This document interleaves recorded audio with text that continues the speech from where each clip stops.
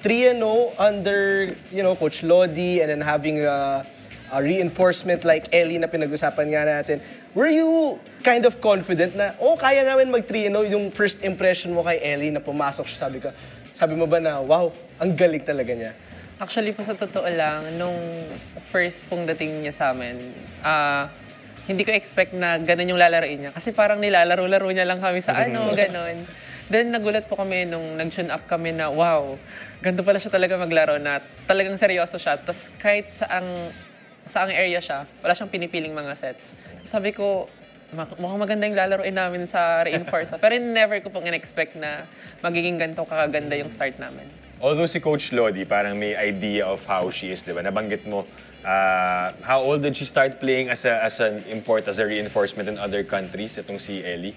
Coach Lodi po, sabi niya, 18 pa lang siya, nasusubaybayan niya na si Ellie. Yeah, so ever since talagang sanay siya maglaro sa iba't ibang bansa. Yes po. Okay, so talagang built for playing abroad itong si Ellie or so. And she is showing it, of course, with you guys.